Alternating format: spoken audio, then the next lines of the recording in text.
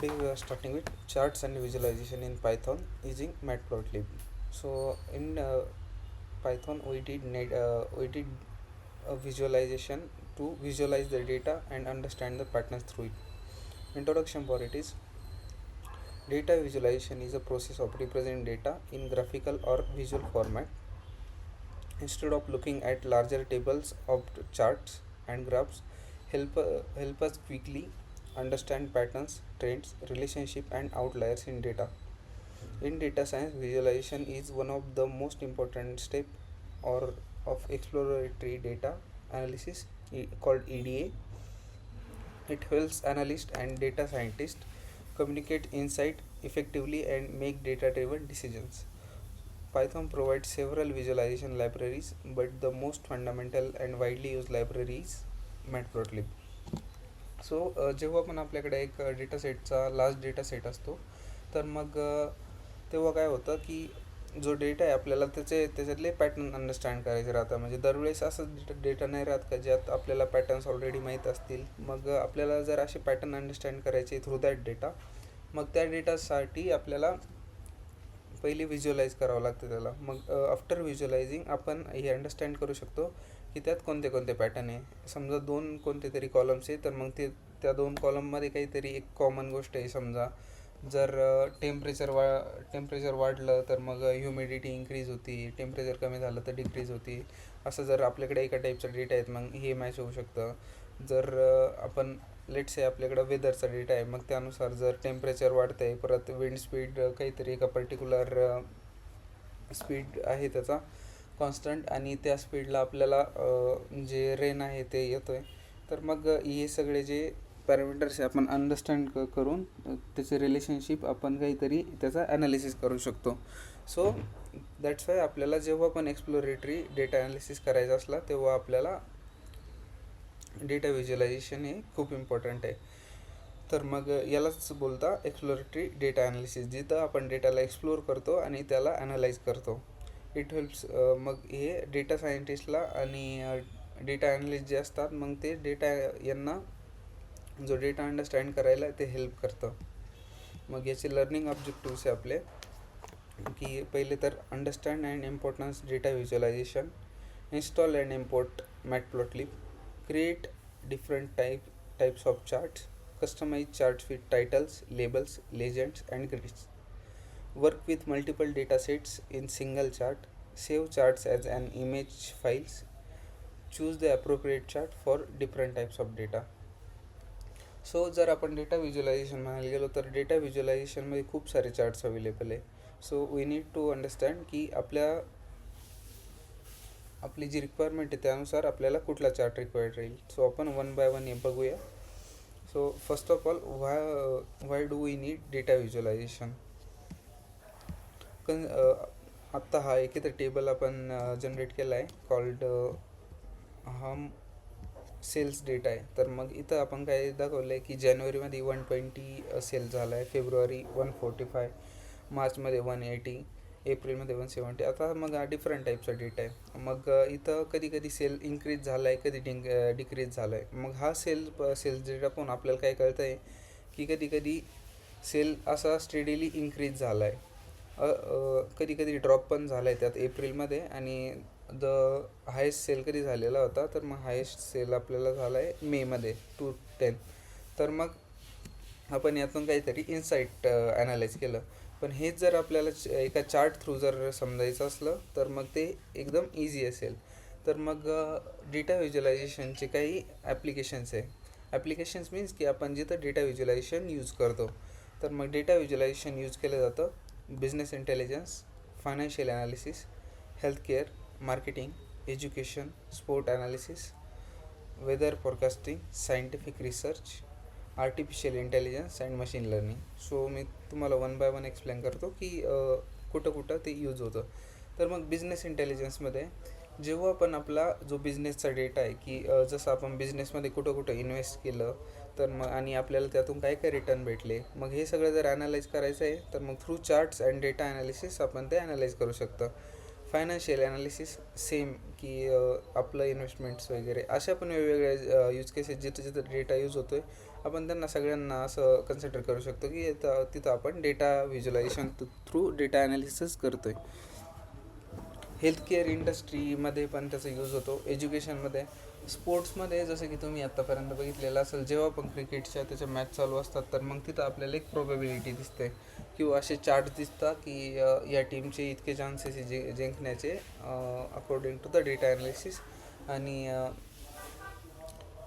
Charts पण दिसतात की कोणत्या टेबलवर म्हणजे रँक कशी. तर मग ऑल दिस डन थ्रू डेटा ॲनालिसिस. असंच मग वेदर फोरकास्टिंगमध्ये जसे आपल्याला टेम्परेचर असं खालीवर जाताना दिसतात, मग ते पण ग्राफ्समध्ये दाखवलेलं असतं. And scientific research, artificial intelligence, असेच वेगवेगळे जे यूज केसेस आहे इथं यूज केले जातात डेटा व्हिज्युलायझेशनचं. मग आपण डेटा व्हिज्युलायझेशनसाठी एक लायब्ररी लागते आपल्याला, ती आहे Matplotlib. Matplotlib is one of the most popular Python library use for creating static, animated and interactive visualization. It supports line chart, bar chart, pie chart, scattered plots, histograms, box plots, area charts and multiple plot types. तर मग आपण हे काही important प्लॉटिंगचे types बघतो आहे. हे सोडून पण अजून भरपूर सारे असे प्लॉटिंगचे टाईप आहे जे यूज केले जातात मॅटप्लॉटलिबमध्ये. But this one are important. आपली जशी जशी यूज केस आहे आपण त्यानुसार जे टाईप्स आहे ते यूज करू शकतो. मग आपण एक नवीन गुगल कोलॅबची नोटबुक ओपन करूया आणि त्यात आपण कोड करूया. तर मग आपल्याला पहिले तर मॅटप्लॉटलिब हे करावं लागतं, इम्पोर्ट करावं लागतं, इन्स्टॉल करावं लागतं. मग इन्स्टॉल केल्यानंतर आपल्याला त्याला इम्पोर्ट करावं लागतं. So for installing Matplotlib the command is pip install Matplotlib. आणि त्याला जेव्हा इम्पोर्ट करायचं आहे तर मग मॅटप्लॉटलिब ही खूप मोठी लायब्ररी आहे. मग त्यात खूप सारे डेटा व्हिज्युलायझेशनचे टेक्निक्स आहे. But as we are using it in Python, आपल्याला त्याची एक मॉड्यूल इम्पोर्ट करायचं आहे. मग import matplotlib dot pyplot as PLT. आपण त्यातली एक पायप्लॉट नावाची लायब्ररी आहे, म्हणजे त्यात पण एक सब लायब्ररी आहे, ती इम्पोर्ट करतो आहे. ओके, आपण इथं ओपन करूया.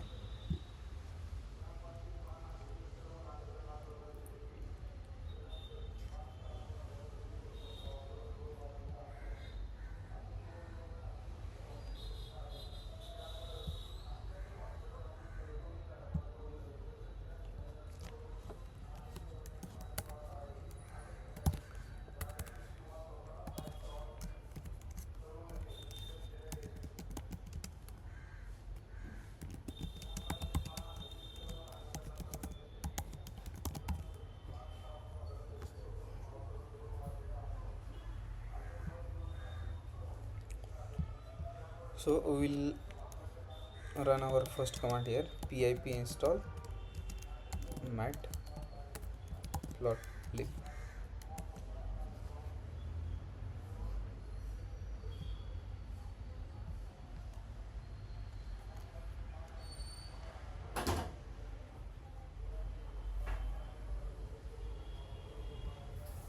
ओके, हे इन्स्टॉल झालं आहे.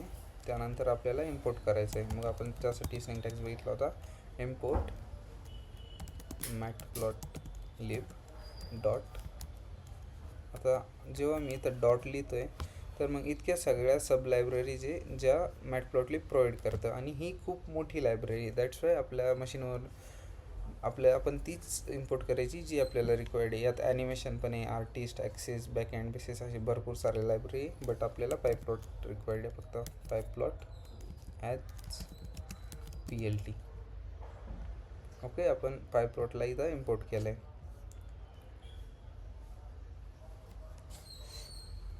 मग आपल्याकडे आहे ना काही सॅम्पल डेटा आपण इथे घेऊया, जो की आपण सेम तिथं दाखवला आहे, तो सेम सॅम्पल डेटा इथं आहे.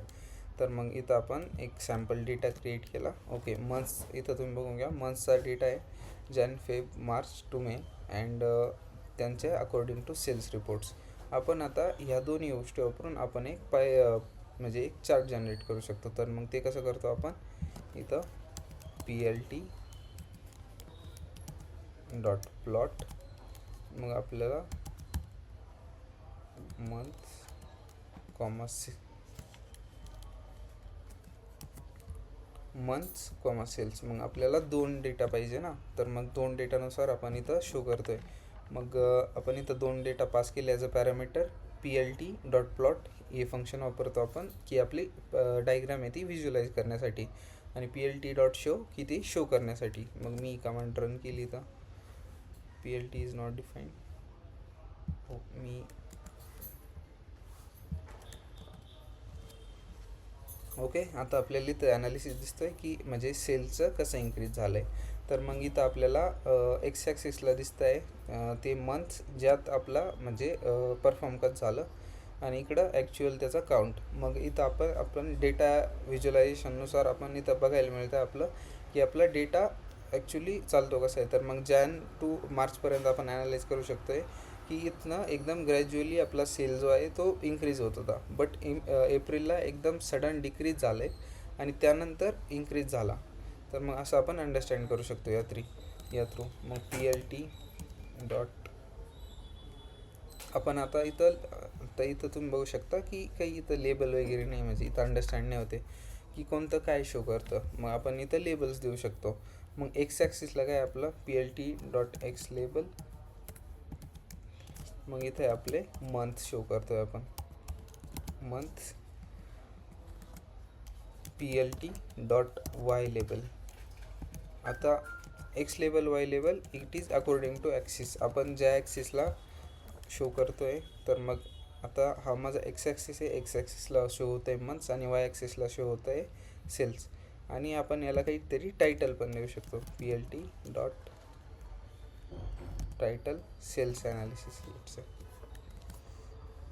आता आपली एक फिगर जनरेट झाली कॉल सेल्स ॲनालिसिस. आपला इथं साईडला सेल्स दिसतोय की तो किती झाला होता आत्तापर्यंत, आणि इथं ते मंथ्स दिसत आहे की आपला तो सेल कसा झाला आहे. तर मग याच सेमला आपण डाउनलोड पण करू शकतो. ओके, इथं सेव्ह इमेजेस ऑप्शनमध्ये तुम्ही ही जी फिगर आहे ती बनवून डाउनलोड पण करू शकता as per your use case.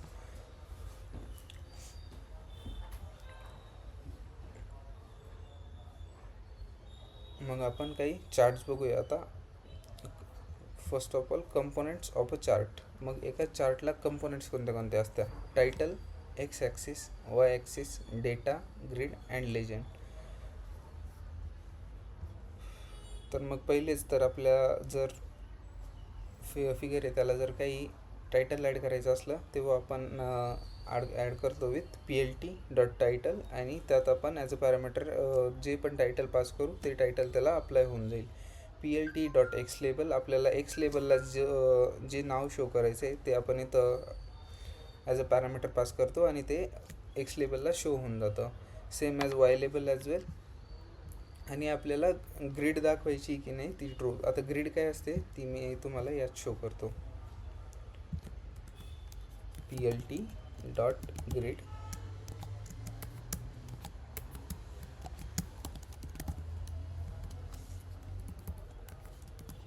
T capital. Okay, आता इथं आपल्याला जशी ग्राफ बुकला आपल्याला आधी एक ग्रीड दिसायची की तशी आपल्याला आता ग्रीड दिसते की त्या लाईन्स वगैरे इथं मागच्या. जर मी आता ही जर स्टेटमेंट कमेंट आउट केलं, आता बघा ही क्लीन डायग्राम आहे आणि मी परत स्केल करतो आहे, तर मग इथं आपल्याला एक ग्रीड दिसते आणि ग्रीड थ्रू एक बेटर अंडरस्टँडिंग येते. जसे की इथं 180 आहे तर मग हे 180ला टच करतं आहे, मग इथं 160. ओके, मग अशी आपल्याला इथं ग्रीड बघायला मिळते, ॲडिंग ग्रीड.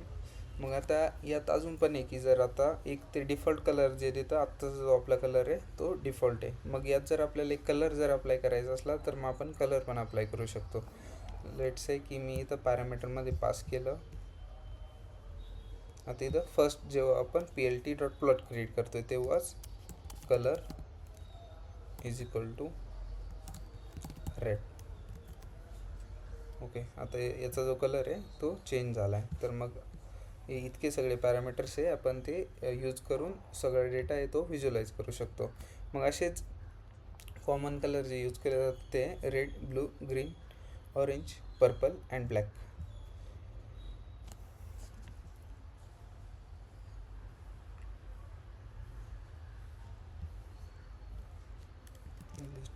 आता ही आपली एक सिंपल डायग्राम झाली. आपण प्रत्येक यूज केससाठी एक एक डायग्राम ॲड करत चालू. Changing colour. ओके, आपण इथं काय केलं, कलर चेंज केला आणि मी याला एक सिम्पलच ठेवतो जसं आपलं आधीचं होतं. त्यानंतर की आपल्याला इथं हे पण ॲड करता येतं की आपली जी लाईन पाहिजे ती कशी पाहिजे. तर मग आता एक कलर तर आहे already, comma line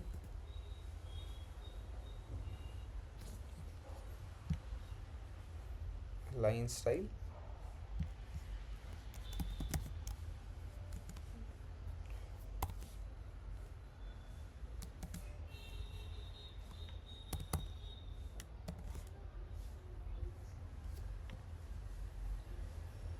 got an expected.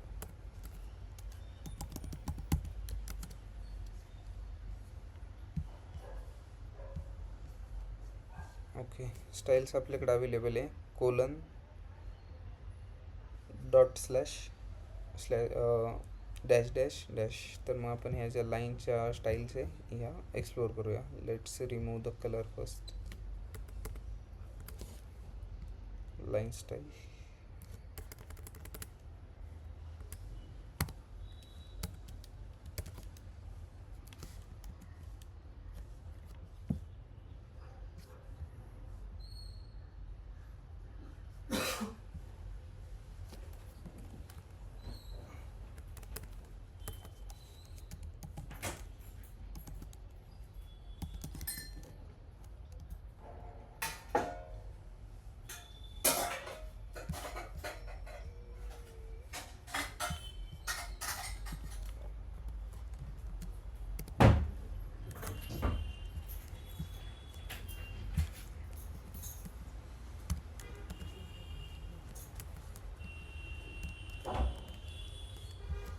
Okay, आता इथं आपल्या ज्या लाईनचा फॉर्मॅट आहे तो चेंज झाला आहे. तर मग इथं आधी आपल्याला जशी सरळ एक लाईन दिसत होती, तर मग आपण इथं त्याचं मेन्शन केलं की आपल्याला एक डॅश पाहिजे, डॉट पाहिजे. मग असे आपली जी लाईन आहे ती क्रिएट झाली अकॉर्डिंग टू दॅट.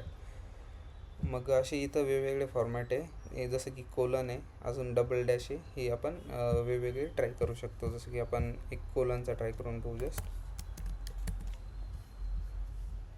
ओके, इथं ही जी पूर्ण डॉटेड लाईन आपल्याला इथं मिळाली, म्हणजे ते कोलन आहे असं नाही की प्रत्येक एक कोलन आहे, ते टिल्ट केलं आहे त्यांनी त्याला. Next is marker. तर मग मार्कर काय असतं की आपला डेटा कुठं कुठं हिट करतो आहे, मग त्यासाठी आपल्याला एक लागतं कॉल्ड मार्कर. मग ते मार्कर वेगवेगळ्या टाईपचे अवेलेबल असतात. मी ना तुमच्या नोट्समध्ये त्या नोटबुकमध्ये पण हे ॲड करून देतो की कोणते कोणते अवेलेबल आहे त्यासाठी टाईप्स.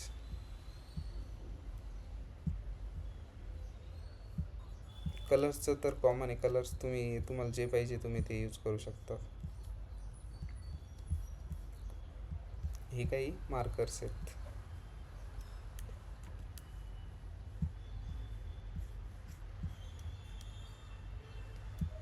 टेक्स्ट. हो, तर मग आपण आहे ना काय करतो इथं की एक नवीन, आता इथं करंट जो डेटा आहे त्याला मार्कर नाही कुठं. So first let me show what is marker.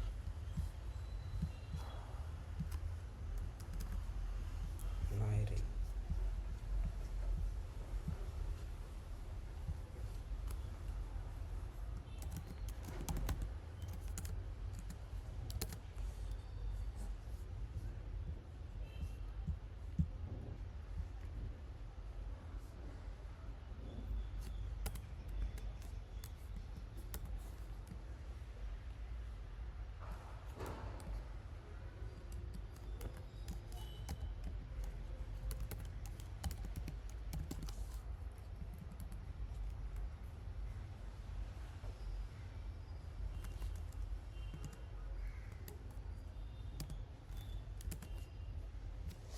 Okay. आता आपला इथं डेटाला काय आहे, प्रत्येक डेटाला आपण जेव्हा हिट करतो आहे तर मग तेव्हा आपल्याला इथं मिळतं आहे मार्कर. मग म्हणजे आत्तापर्यंत काय होतं की आपला डेटा इथं कुठं टच होतो आहे ते आपण कुठे शो नव्हतं केलेलं, बट आत्ता इथं आपण प्रत्येक ग्रीडमध्ये त्याला शो करतो आहे की हा डेटा इथं इथं हिट होतो आहे आणि आपण ते वाईजली यूज करतो आहे. तर मग अजून दुसऱ्या टाईपचे जे मार्कर्स आहे जसं की यस मीन्स आता स्क्वेअर्स जनरेट करेल. त्यानंतर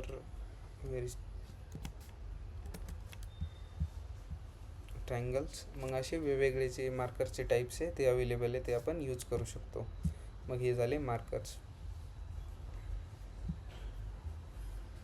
सो दिस इज एक आत्तापर्यंत आपण इतके सगळे बघितले की मार्कर्स, कलर, लाईन्स. मग हे कसे यूज करतो तेच सगळे वापरून एक इथं लाईन चार्ट बनवला आहे, आपण तो बघूया. आता आपण ते एकदा केलं आहे, वी वॉन्ट रिपीट दॅट.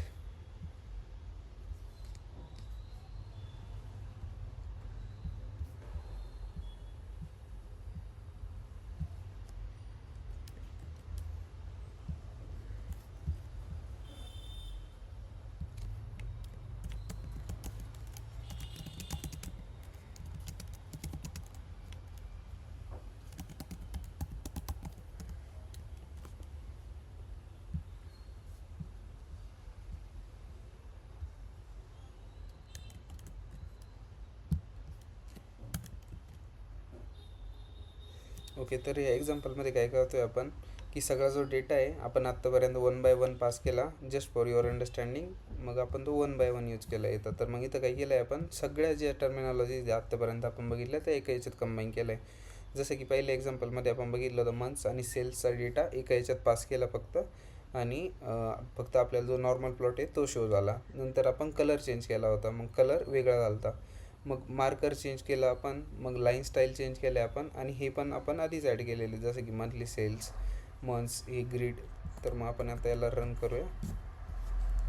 मग आता विथ ऑल अवर पॅरामीटर्स एक नवीन ग्राफ क्रिएट झाला आहे आता, आणि हा ग्राफ आपण डेटा व्हिज्युलायझेशनसाठी वापरू शकतो.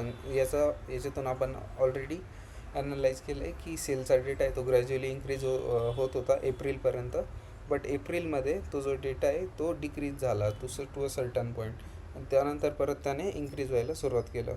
सेम असंच स्टॉक मार्केट्समध्ये हे अशी ग्राफ वापरून आपल्याला ते डेटा शो केलेला जातो की कसा डेटा इन्क्रीज होतो आहे असं सगळं. Next is bar chart. मग बार चार्ट काय राहतो, bar chart compares different categories. Example जसं की कॉलम्स असतात, तर मग जेव्हा आपण एक कॉलमनार डेटा असतो आणि आपल्याला त्याला शो करायचं असलं मग तेव्हा आपण बार चार्ट वापरतो. तर मग डेटा ऑलरेडी आपल्याकडे आहे, आपण जस्ट याला शो करूया. PLT डॉट बार. मग बार चार्टसाठी आपण PLT डॉट बार वापरलं की आपला एक बार चार्ट क्रिएट होऊन जाईल. मी इथं एक कमेंट पण ॲड करतो, बार चार्ट PLT डॉट बार. मग इथं आपल्याला काय डेटा पास करायचा आहे, मंथ, सेल्स. आपण ते त्याचे जे पॅरामीटर आहे ते पण ॲड करूया. PLT dot x label. मग त्याचं आहे मंथ,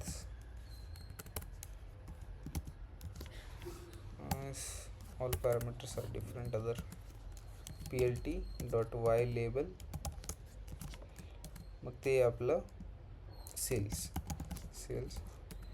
PLT डॉट टायटल, ते आपलं सेल्स ॲनालिसिस. आणि PLT डॉट शो करू आपण, PLT डॉट शो. तर मग आपल्याला जो डेटा आत्ता दिसतोय तो मग कशा फॉर्मॅटमध्ये दिसतोय, बारच्या फॉर्मॅटमध्ये दिसतोय. जसं की आपल्याला त्याच्या सगळ्यांच्या बार बघायला मिळत आहे की तो डेटा कसा इन्क्रीज झाला होता अकॉर्डिंग टू मंथ वाईज. तर मग इथं साईडला आपल्याला सेल्सची एक रेंजेस दिसत आहे, जसे की 0 to 25, 25 to 50, 70 to 100. मग असे वेगवेगळ्या रेंजेस आहे, अँड थ्रू दज रेंजेस आपल्याला आपल्याला हे मॅच करायचं आहे. जर याला पण आपल्याला ग्रीड शो करायची असली तर डेफिनेटली आपण शो करू शकतो. मग त्यासाठी आपल्याला हेच करायचं आहे, PLT डॉट ग्रीड ट्रू. आता इथं याच्यासाठी पण एक ग्रीड ॲड झाली आणि आपण ही ग्रीड इथं वापरू शकतो. यालाच आपण सेम कलर पण अप्लाय करू शकतो. Colour is equal to purple. Okay, आता डिफरंट कलर आहे तो अपियर झाला. आपण असं यूज करू शकतो. हा आहे बार चार्ट.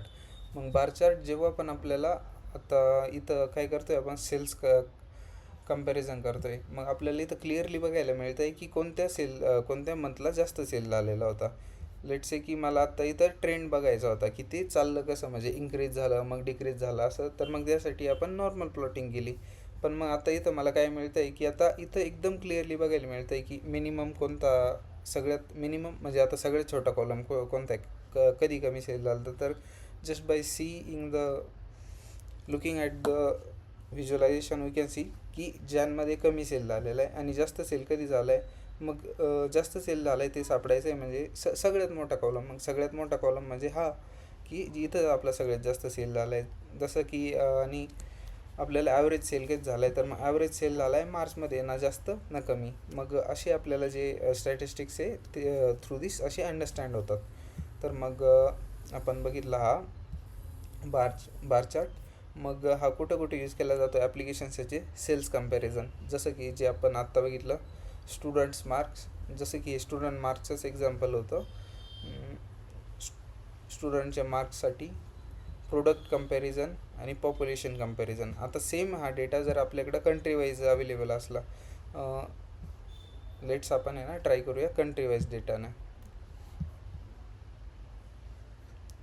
जेमिना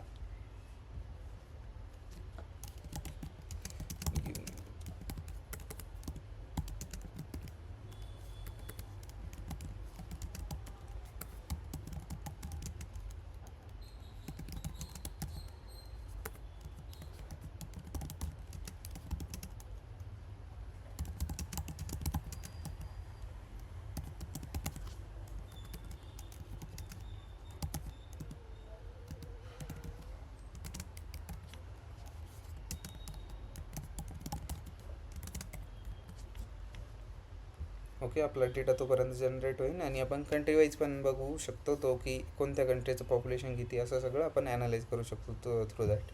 त्यानंतर हॉरिझॉन्टल बार चार्ट. मग हॉरिझॉन्टल बार चार्ट काय आहे की हाच जो चार्ट आहे आपण हा हॉरिझॉन्टली बघू शकतो. आता आपण त्याला व्हर्टिकली बघतोय सध्या. मग आपण हा बघूया की हा कसा वर्क होतो आहे.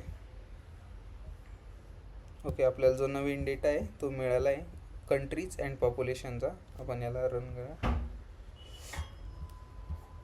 आणि हाच सेम आपण बार चार्ट इथं म्हणजे आपण जो नवीन बार चार्ट स्टडी करतोय ना तो इथं आपण यूज करूया. जसं की तो आहे बार हॉरिझॉन्टल. ओके, आपल्याला आता डेटा दिसतोय, पण मग हा कसा आहे की हा टिल्ट झालेला आहे. ॲक्च्युली इथं आपल्याला चेंज करायचं आहे टू कंट्रीज अँड पॉप्युलेशन.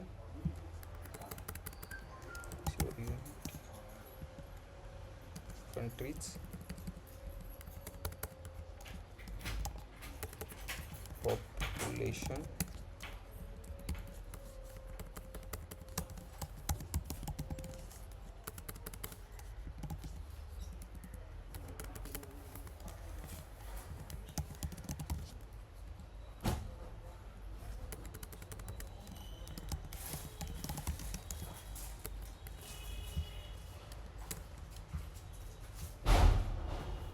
आपण एकदा नॉर्मलच बारमध्ये बघू याला. त्यानंतर आपण हॉरिझॉन्टल बारला स्विच करूया. ओके, तर मग आपल्याला जर डेटा दिसतोय, ओके डेटा दिसतोय, तर मग इथं आपल्याला याने 5 कंट्रीजचा जो डेटा आहे तो जनरेट केलेला आहे 1 2 3 4 5 या. आणि मग इथं आपल्याला जो डेटा दिसतोय तो मग आता क्रोर्समध्ये मे बी या इट इज इन करोड्स. मग इथं चायनाचा सगळ्यात जास्त आहे, इंडियाचा चायनापेक्षा थोडासा कमी आहे, युनायटेड स्टेट्सचा कमी आहे आणि सगळ्यात कमी आहे पाकिस्तान. मग असे वेगवेगळ्या जो कंट्रीजचा डेटा सेट आहे थ्रू दॅट आपण असं अंडरस्टँड करू शकतो की पॉप्युलेशन वगैरे कसं आहे. मग असेच म्हणजे ज्या रिअल वर्ल्ड यूज केसेस आहे यात आपण असे जे चार्ट्स आहे ते यूज करतो. तर मग आपण ते बार चार्टचं पण एक्झाम्पल बघूया जे की रिमेनिंग आहे. तर मग बार चार्टसाठी तुम्हाला काहीच नाही, जस्ट तुम्हाला एक कॅरेक्टर चेंज करायचं आहे. तर आता इथं बार आहे ना, इथं बारच्या जागी बार एच ॲड करायचं आहे आणि all other parameters are same, त्यात तुम्हाला काही चेंजेस नाही करायचे. मग नेक्स्ट आहे पाय चार्ट. मग पाय चार्ट काय आहे? Pie chart shows percentage distribution. जसं की आता इथं हा डेटा कशाचा आहे, मार्क्सचा आहे. सब्जेक्ट मॅथ, सायन्स, इंग्लिश आणि त्याला मार्क कसे आलेले आहे. मग आपल्याला जेव्हा हा पाय चार्ट बनवायचा आहे तर मग आपल्याला हे आपण पास करू शकतो आणि थ्रू दॅट आपण जो डेटा आहे तो शो करू शकतो एका पाय चार्टमध्ये. तर मग आपण हे बघूया की आपण आता हे शो कसं करता येईल आपल्याला. मग आपण एक पाय चार्ट क्रिएट करूया. पाय चार्ट, मग plt.py. मग आपल्याकडे डेटा ऑलरेडी अवेलेबल आहे. जसं की आपल्याला जो आधीचा डेटा होता ना तोच शो करायचा आहे, सेल्स अँड मंथचा. मग आपण मंथ्सला ॲज लेबल ठेवूया आणि sales data sales comma labels. आता इथं थोडं चेंज होतं की आपल्याला इथं लेबल्स अप्लाय करावं लागतं, की म्हणजे आपला लेबल्स कोणता आहे. आपल्याला इथं जसं की आपण 2 डेटा पास करून दिले, कंट्रीज आणि पॉप्युलेशन, तसं नाही, आपल्याला इथं लेबल्स अप्लाय करावं लागतं. पाय चार्टमध्ये थोडंसं चेंज होतं. मग आपण इथं अप्लाय केलं मंथ्स आणि आपण जस्ट इतकंच रन करूया. आता बाकीचे जे पॅरामीटर्स आहे मी तुम्हाला नंतर सांगतो. ओके, इथं आपल्याला जो पाय चार्टचा जो डेटा आहे तो बघायला मिळतो इथं. Okay, March. पण मग हा डेटा थोडासा similar according to our example नीट नाही वाटत आहे. आपण जस्ट चेंज करूया याला.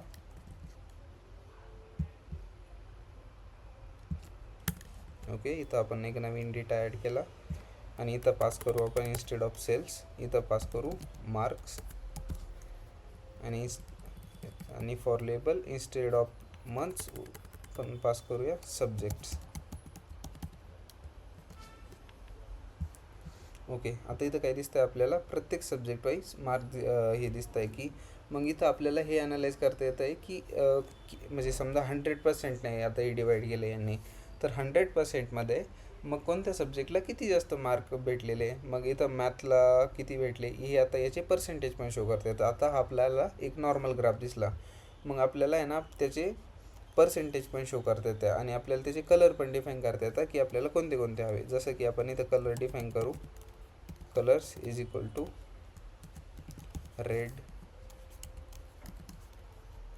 Green and blue.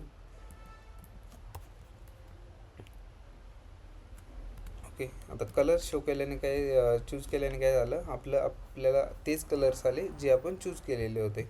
मग त्यानंतर आपण याला पर्सेंटेज पण ॲड करूया. मग त्यासाठी आपल्याला ॲड करावं लागतं auto PCT is equal to मग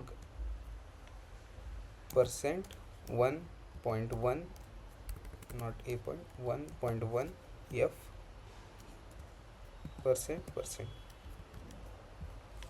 आपल्याला आता इथं काय शो, आता हा जे सिंटॅक्स आहे तुम्हाला म्हणजे हे काय शो करतं की आपल्याला जो डेटा आहे तो फ्लोटमध्ये दाखवायचा आहे आणि त्याच्यासोबत आपल्याला पर्सेंट पण शो करायचं आहे. दॅट्स वाय हा सिंटॅक्स आहे असा. तुम्हाला यात काही कन्फ्यूज होण्याची गरज नाही आणि म्हणजे हा तुम्हाला पाठ पण करण्याची गरज नाही. जस्ट तुम्ही जेव्हा आपण म्हणजे एका डॉक्युमेंटेशन थ्रू जासाल कोणत्या पण फ्रेमवर्कच्या, तुम्हाला त्यात हे सगळं मेन्शन केलेलं दिसेल. तर मग इथं आपल्याला बघायला मिळतं आहे की आता हा 100% जो डेटा आहे तो डिवाईड झाला. तर मग 100% जेव्हा डेटा डिवाईड झाला तर मग तेव्हा आपले मार्क्स कसे डिवाईड झाले. तर मग सायन्स हा जो सब्जेक्ट आहे 35% मार्क गेले त्याला, म्हणजे 40% मॅथला आणि 25 इंग्लिशला. इतके जे मार्क्स आहे ते सब्जेक्ट वाईज असे ऑब्टेन झालेले. मग आपला पाय चार्ट असं शो करतं. तर मग याला आपण एक टायटल देऊ शकतो, plt.title आणि plt.show to show the chart. plt.title marks analysis आणि plt.show. मग आपण आत्तापर्यंत काय करत होतो की plt.show नव्हतं ना वापरलेलं आपण, आणि आपण याला रन करत होतो. तर मग आपल्याला इथं तुम्ही बघितलं असेल की आपल्याला इथं काहीतरी वॉर्निंग येत होता.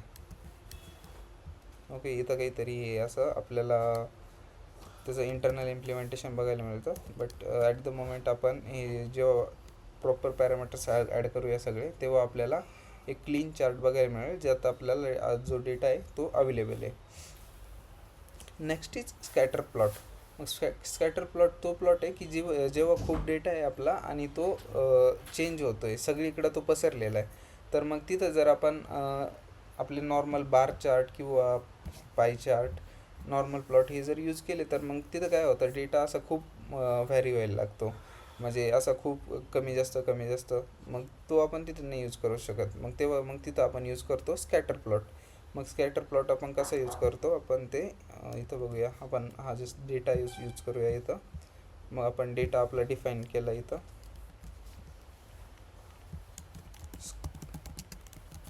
स्कॅटर प्लॉट, मग PLT dot scatter hours marks आपण जस्ट इतकं शो करूया, आणि PLT डॉट शो आपण या स्कॅटर प्लॉटला इथं शो केलं.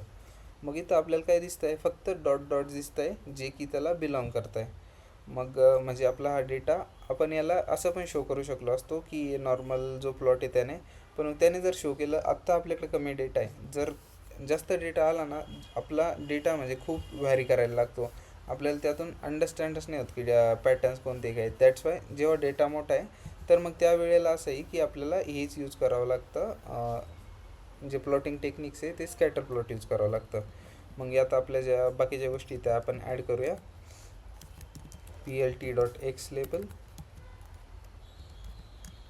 ते आहे hours, PLT dot y label marks, PLT dot hours versus marks. So हा जो डेटा आहे, number of study hours and number of marks obtain. मग आपण यानुसार हा डेटा आहे तो ठेवला आहे. लेट्स से की मी इथं चेंज करतो आहे मध्ये थोडे मॉडिफिकेशन्स, 9, 11, 8 आणि आत्ता शो करतो आहे. मग आत्ता हा डेटा काय झाला आपला, की हा डेटा कुठं मॅच नाही करत आहे. हा डेटा पुन्हा जर मी नॉर्मल प्लॉटने दाखवायला शो केलं, तर मग तो जास्त व्हॅरी करेल. जस्ट लेट्स से मी इथं आपला नॉर्मल प्लॉट ॲड करतो आहे. मग इथं काय होतं आहे, आता हे बघा, हा डेटा पहिले तर इथून सुरू झाला 2, इकडं अंडरस्टँड होतं आहे आपल्याला की हा असा इन्क्रीज झाला, आणि परत आता ही कोणती एक्सपेक्टेड केस आहे की तो डेटा परत मागं जाईल आणि मागं जाऊन परत तो रिव्हर्स करेल. मग तो म्हणजे आपल्याला अंडरस्टँडच नाही होणार ना की नक्की 8 आवर होतं तेव्हा होतं काय, ॲटलिस्ट तो इन्क्रीज होतं आहे डिक्रीज होतं आहे. दॅट्स वाय आपण जे बाकीचे जे प्लॉट्स आहे ते इथं नाही यूज करत, आणि आपण काय यूज करतो, स्कॅटर. मग आपण स्कॅटर यूज केलं, तर मग आपल्याला इथं डेटा बरोबर अंडरस्टँड होतं आहे. तर मग आत्ता मी जो डेटा आहे तो चेंज केला, दॅट्स वाय आपल्याला असे रिझल्ट मिळत आहे. आणि ॲक्च्युअल पण डेटा असतो, मग त्यात काही ना काही प्रॉब्लेम्स असतातच. त्यामुळं तेव्हा आपल्याला ही अंडरस्टँड करता आलं पाहिजे की आपल्याला कोणता आत्ता डेटा यूज करायचा आहे. तर मग यासाठी ॲप्लिकेशन आहे correlation analysis, machine learning and pattern detection. Correlation, machine learning हे सगळे आपण म्हणजे नेक्स्ट वीकपासून सुरू करणारच आहोत, की machine learning and artificial intelligence, त्याच्यात तुम्हाला कळून येईल. मग नेक्स्ट इज हिस्टोग्राम काय की त्यात आपल्याला काही डेटा पास करायचा राहतो, आणि थ्रू दॅट तो आपल्याला एक टेबल शो करून देईल. मग इथं एक एजेसचा एक लिस्ट आहे. मग त्या लिस्ट थ्रू मी तुम्हाला हिस्टोग्राम शो करतो की हिस्टोग्राम ॲक्च्युली कसं दिसतो. Histogram PLT dot hist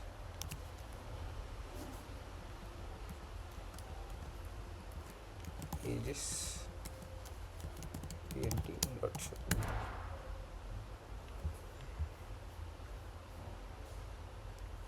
it is same version of bar chart, but इथं काय शो होतं आहे, जो डेटा आहे तो कंबाईन झालेला आहे. मग यात डिफरंट टाईपचे काही पॅरामीटर्स अवेलेबल आहे, आपण ते बघूया.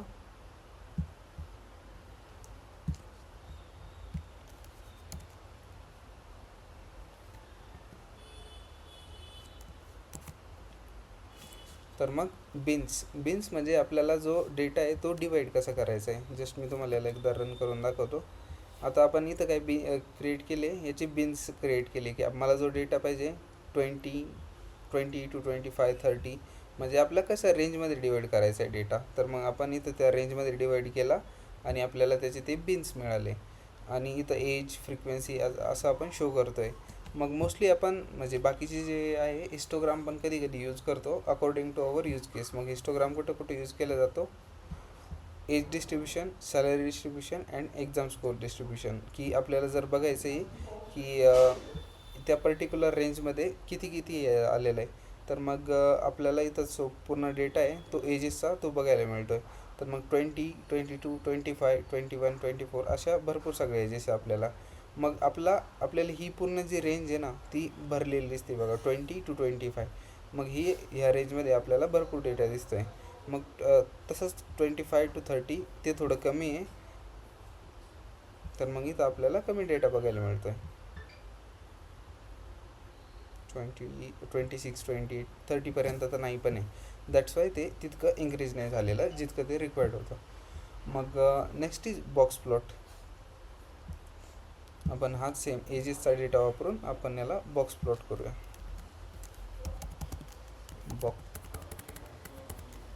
Box plot PLT dot box plot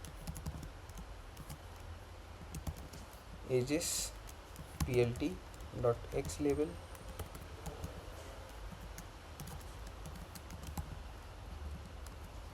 and PLT dot Y level frequency, title distribution, grid true and PLT dot show.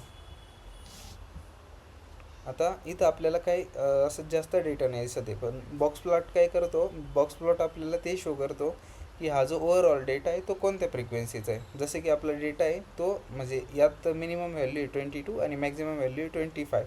तर मग आपल्याला फक्त रेंज चेक करायची की कोणत्या रेंजमध्ये आपला डेटा आहे. तर मग त्यासाठी आपण यूज करतो बॉक्स प्लॉट. आणि अजून एक तुम्ही बघू शकता की इथं 24ला याने एक मार्कर ॲड केलं आहे.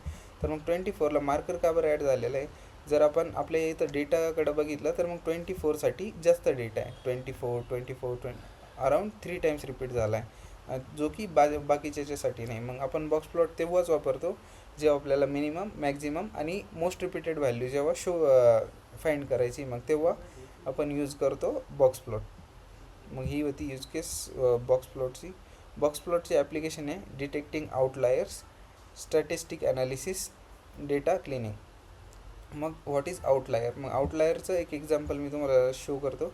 आउटलायर म्हणजे अशी व्हॅल्यू की जी ना आपल्या डेटाला मॅच नाही होते, ती आहे ना आपल्या डेटापेक्षा खूपच जास्त काहीतरी वेगळी. आता हा डेटा 20 to 28 अराउंड असाच अवेलेबल आहे, राईट. जर मी यात असं ॲड केलं 102 -1 -2 300, मग आता ह्या एजेस ज्या आहे मी आता एंटर केल्या, हा या इनव्हॅलिड एजेस आहे.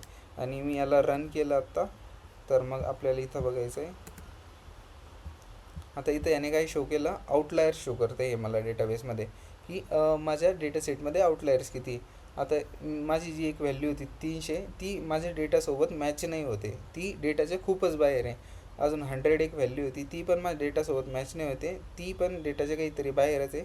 आणि एक व्हॅल्यू आहे ती -1 -3, म्हणजे ती झिरोच्या नंतर आहे. तर मग आपण इथं बघितलं तर मग ती झिरोच्या आपल्याला खाली एक डॉट दिसतो आहे आणि आपला बॉक्स प्लॉट खूप छोटासा आपल्याला दिसतो आहे. कारण की मग असं आहे की आपल्याला या ज्या डेटामधले आपण ॲट द मोमेंट ते जे त्या व्हॅल्यूज आहे ज्या आउटलायर्स आहे त्या रिमूव्ह केल्या, तेव्हा आपल्याला क्लिअरली बघायला दिसेल की आपला डेटा म्हणजे त्याच्या मिनिमम आणि मॅक्झिमम व्हॅल्यू किती. पण आत्ता पण आपल्याला बघायला मिळतं आहे की 0 to 50मध्ये आपला ॲक्च्युअल डेटा आहे आणि बाकीचे जे आहे ते आउटलायर्स आहे. कारण की इथं आपल्याला जो छोटासा इथं तुम्ही बघू शकत असाल, तर मग ते आपल्याला दिसतं आहे की इथं आपला बॉक्स प्लॉट आहे तो क्रिएट झालेला आहे. बट तो डेटा आपण दुसरा काही टाकला, दॅट्स वाय तो पूर्णपणे क्रिएट नाही झाला.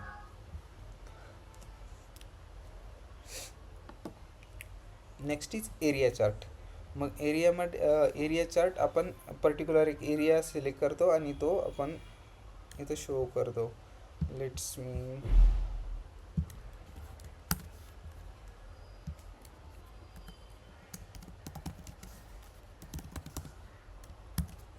Area chart. Okay, it is same as की आपण एक ट्रेंड शो करतो आहे.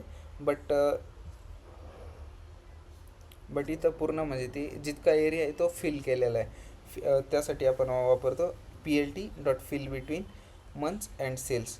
मग बाकी तसा हा मोस्टली यूज होत नाही, but it is just part of this library, तो आपण स्टडी करतो आहे. Next is multiple lines. मग मल्टिपल लाईन्स जेव्हा आपल्याला ड्रॉ म्हणजे आत्तापर्यंत आपण काय काय केलं की जो डेटा आहे मग तो एकाच प्लॉटवर प्लॉट केला पूर्ण. मग जर आपल्याला त्याला मल्टिपल डेटा एका प्लॉटवर प्लॉट करायचा आहे तर मग तो कसं करतो. फॉर दॅट आपण जस्ट हा जो डेटा आहे हा डेटा घेऊया आणि आपल्याला दोन प्लॉटवर त्याला प्लॉट करायचं आहे, मोबाईल अँड लॅपटॉप.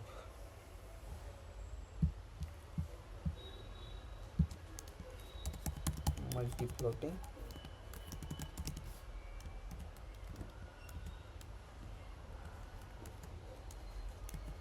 PLT.plot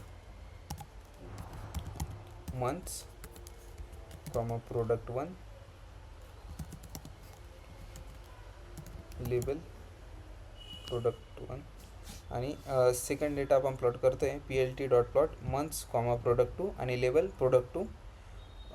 आणि त्याची लेबल्स आपण इथं सेट करतो आहे. आता तुम्ही हा बघा की हा कसा दिसेल आपल्याला आता इथं एकाच याच्यात दोन लाईन्स बघायला मिळत आहे. तर मग आपल्याला डेटा जसं की प्लॉट करायचा होता की मग म्हणजे आपल्याला इथं जर दोन प्रोडक्ट आहे, दोन प्रोडक्टला आपल्याला बघायचं आहे की कोणतं प्रोडक्ट कसा परफॉर्म करते. तर मग आपण हे प्रोडक्ट 1 किंवा प्रोडक्ट 2ला ॲक्च्युअल नाव देऊया इथं. Product 1 let's say laptop and product 2 mobile.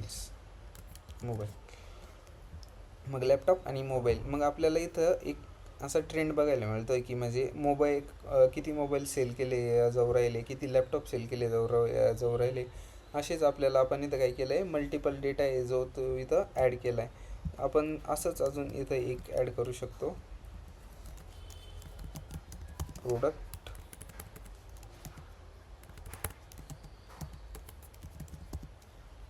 3 is equal to.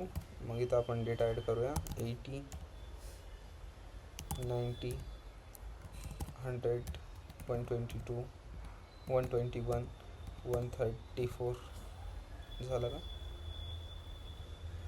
Okay, इतकाच रिक्वायर्ड आहे आपल्याला. आणि इथं आपण अजून एक प्लॉट ॲड करूया PLT.plot months, product 3.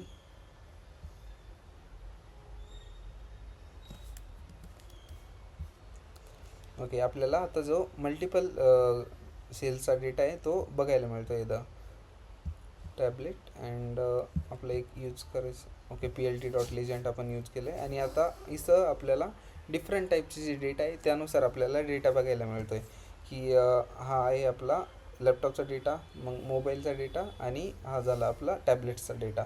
मग असे आपण इथं मल्टिपल लाईन्सचा जो प्लॉट आहे तो करू शकतो आणि थ्रू मल्टिपल लाईन्स आपल्याला एक ट्रेंड ॲनालाइज करू शकतो की which product is selling most आणि त्याचा काय काय. जसं की आपण आता मोबाईलचं बघितलं तर मग मोबाईल ग्रॅज्युअली इन्क्रीज होत होता. फेबमध्ये चांगले झाले, मग फेबपासून मार्चपर्यंत थोडंसं कमी झालं आणि त्यानंतर ते वाढत गेलं. आणि जसं की आपण लॅपटॉप्स बघू शकतो त्याचं फक्त ग्रॅज्युअली इन्क्रीजच झालं आहे, कुठं डिक्रीज नाही झालं आहे. टॅबलेटसाठी थोडंसं ते म्हणजे ग्रॅज्युअली इन्क्रीज झालं, मग त्यानंतर ते परत इन्क्रीज झालं आणि थोडंसं मग डिक्रीज झालं आहे एप्रिल टू मे या टाईम फ्रेममध्ये. मग हे झाले मल्टिपल लाईन्स. ॲडिंग अ लेजंड. तर मग लेजंड म्हणजे जस्ट आपला सिंटॅक्स आहे, हे आपल्याला फॉलो करावा लागतो. जस्ट ही जर लाईन नाही ॲड केली आपण, ही लाईन आपल्याला ॲड करावी लागते PLT.plot. ओके,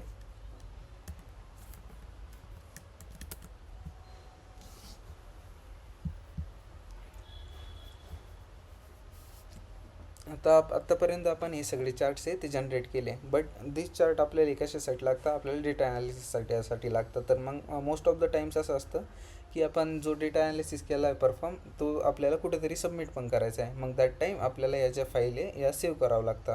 मग त्यासाठी आहे PLT.savefigSalesChart.png. मग आपल्याला जेव्हा जो डेटा आहे तो जर हे करायचा असला की सेव्ह करायचं आहे तर मग दॅट टाईम आपण यूज करतो plt.savefig.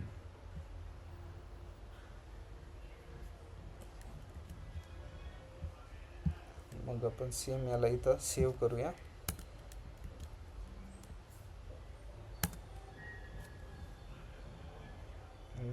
here are our files. sales chart.png नावाची आपली एक फाईल आहे, ती सक्सेसफुली सेव्ह झाली आहे. म्हणजे तुम्हाला जस्ट फक्त हे ॲड करायचं आहे plt.savefig आणि जे नाव द्यायचे तुमच्या फाईलला, ती तुमची फाईल इथं सेव्ह होऊन जाईल. ओके, मग असेच वेगवेगळे चार्ट तुम्ही सेव्ह करू शकतात. आणि फिगरची साईज पण तुम्ही डिफाईन करू शकता की तुम्हाला काय पाहिजे, की फिगर साईज या की त्याची हाईट विड्थ. मग इथं काही कॉमन चार्ट टाईप्स आहे, हे सगळे मेन्शन केले आपण ऑलरेडी. आत्ता हेच जे आहेत ते स्टडी केलेले आहे. आणि मग राईट चार्ट कसा चूज करायचा आणि काही रिअल वर्ल्ड एक्झाम्पल्स वगैरे तुमच्या प्रॅक्टिससाठी इथं मेन्शन केले. तुम्ही हे याचं एकदा गो थ्रू करू शकता आणि जर काही डाऊट्स असले तर मग तुम्ही मला विचारू शकता.